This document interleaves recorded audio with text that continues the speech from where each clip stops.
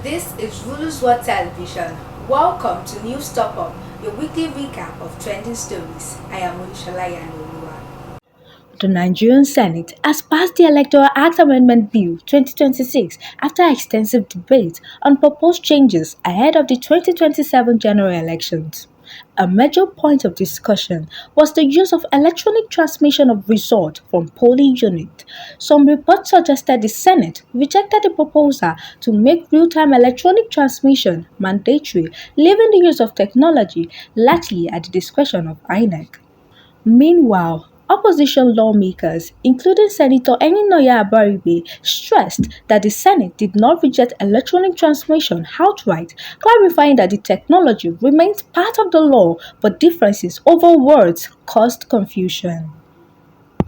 The issue has sparked pushback from opposition parties and civil society groups who warn that failing to make electronic transmission mandatory could undermine transparency and public confidence in the electoral process. Supporters of the amendment argued that a clear real-time transmission requirement is crucial to ensuring credible elections in 2027. Senate leadership, including Senate President Godswill Akpabio, also reiterated that electronic transmission was not eliminated and described media reports of rejection as misinterpretation of the proceedings. The PDP leadership crisis escalated on Thursday, 5th February 2026 after INEC recognized a caretaker committee backed by Minister Nyesom Wike as the party's official representative at a meeting in Abuja. The decision sparked strong objections from the Turaki-led faction aligned with governors including Oyo State Seyi Makinde, who argued that INEC's recognition was unauthorized and contrary to the party's constitution. They warned that no faction has a clear mandate to speak for the PDP until internal disputes are resolved.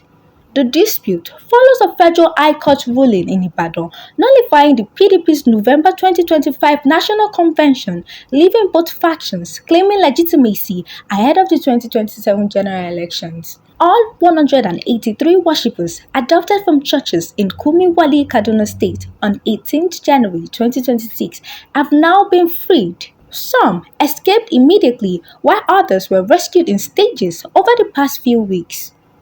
The victims, including children, elderly persons, and nursing mothers, were received at Sir Kashim Ibrahim Government House on Thursday, 5th February, where Governor Uba Sani pledged medical care, psychosocial support, and rehabilitation. Authorities said the release was the result of coordinated efforts between the Kaduna State Government, DSS, and other security agencies, highlighting ongoing security challenges in northern area. At least 16 people were killed in a deadly attack on a market in a bandit community, Gwande local government area, Benue State. The assault occurred on Tuesday, 3rd of February 2026, when suspected armed herdsmen stormed the market during peak trading hours, opening fire on civilians and traders. The attackers reportedly looted shops and set part of the market on fire, leaving residents in fear. Among the dead was a mobile police commander who was on duty responding to the attack. Several others remain missing as security agencies continue search and rescue operations.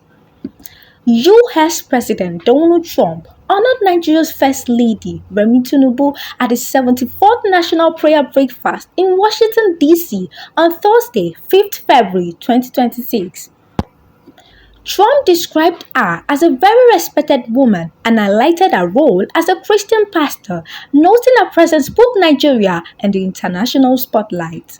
The remarks come amid heightened attention on security in Nigeria, following recent USA strikes against Islamic State-linked militants in the northwest and the deployment of American military officers to assist with counterterrorism operations.